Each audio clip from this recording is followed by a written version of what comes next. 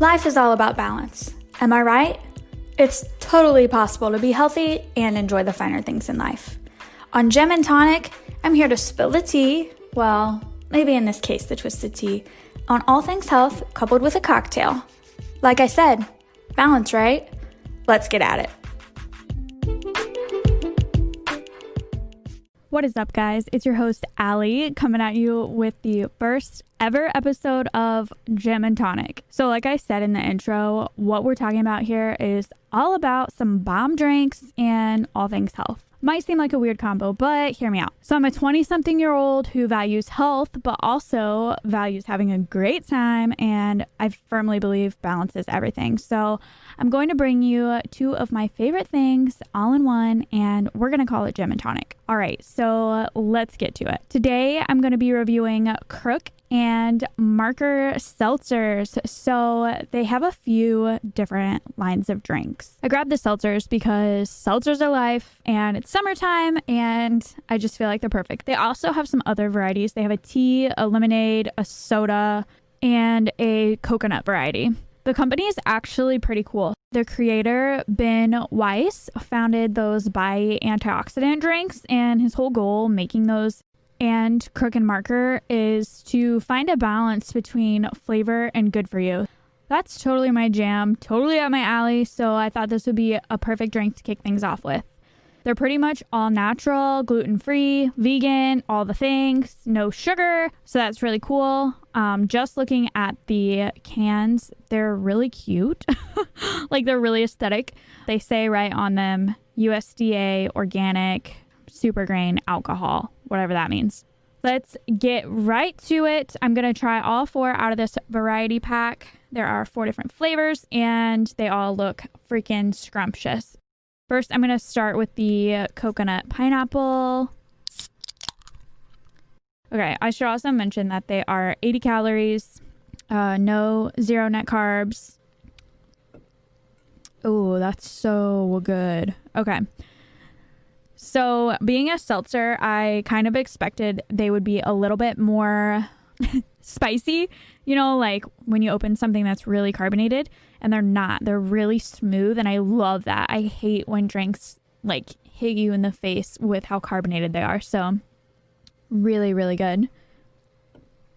It's actually primarily a coconut flavor, which I really like. I kind of was expecting it to be more pineapple. I was expecting it to taste like a White Claw or like something like that, but it doesn't. It's so different. Really, really good. Tastes like a pina colada. That one's amazing.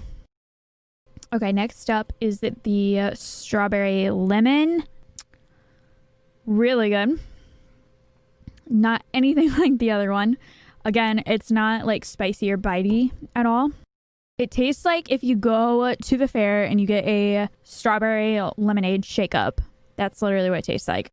Primarily strawberry, but not really sweet. Really good. Okay, next up is the mango. I'm kind of weird about mango things, so we'll see. Like, just smelling it smells like dirty armpit, quite honestly. Ew. I don't think I like this. It's kind of nutty. Like, it has a nutty taste to it. I'm not really a huge mango person anyway, but reading the ingredients, it says like organic millet, organic quinoa is like what the alcohol comes from. I don't know if I can taste that or what, but it tastes like earthy and nutty to me. That one would have been better with a little more bite to it. And then last we have the peach. Smells like a peach ring. This one's not bad. I feel like it tastes nutty too. I don't know if it's the super grain alcohol, like the type of alcohol that they get it from, but I feel like it tastes kind of earthy. But it's pretty fresh, really refreshing. Kind of tastes like a peach ring. Kind of tastes like you took a bite of cashews and then took a drink. Overall, I think I'm going to give them an 8 out of 10 because I liked half of them. Probably wouldn't pick the peach or mango, but the strawberry and coconut are phenomenal. I really want to try their other flavors and see what they're like. I think it's a cool company, a cool concept. Definitely will try again. So guys, honestly, my whole goal here is in the health portion, I want to talk about controversial health topics, things that are prevalent right now in society, things that are relatable topics, and things that are like, kind of maybe weird to talk about. So today I want to talk about a topic that really just frosts my balls because it's so prevalent in our society. And honestly, myself and like so many of my friends have been personally victimized by it over the years. And I'm sure you can relate, or you know somebody that can relate, or you've seen this happening around you, and that is diet culture. Honestly, in my opinion, I feel like social media is largely in part to blame for this nowadays. But I'm pretty sure plenty of you have had that rude aunt or a family member that made a comment about your extra fluff. Like, really, Aunt Tina? Because I'm pretty sure that you live on Diet Mountain Dew and cigarettes. So sorry, I'm eating a little extra guac and don't have protruding hip bones like I did when I was 16. Like, can anybody relate? So if you don't know what diet culture is, pretty much it's the focus on shape, weight, clothing size, see-through, could hide behind a piece of rice instead of actual health. We're all like, oh, I'm on a diet, I can't eat that. But then we go and eat a bag of cookies just because they say gluten-free, and somehow we think they're better than just eating a regular cookie. Not to say it's bad to be gluten-free, just that we have this misconception of what that word really means. And it's not just with gluten-free. Like, this is in so many different things. If you think about it, there are key words that we hear or that we see on packaging, and we're like, oh, okay, well, I can have that because it's going to make me, and I air quote, skinny or small or lose weight. And really, that's not the case. So we get stuck in this cycle of either dieting or binging, and we struggle to actually live a healthy lifestyle. So here's an idea. Take the word diet out of your vocabulary and just say food. Like, you're eating food because you're a human. You are a human. Food equals fuel. You need food. So I feel like it's so important to recognize that if you eat healthy foods and move your body, there are so many more benefits than being body goals. Again, with the air quotes. I'm like all on it with the air quotes. Y'all, it took me a long time to get out of this rhythm, and I would be super naive to say that I don't fall for it sometimes because it's so integrated in our culture.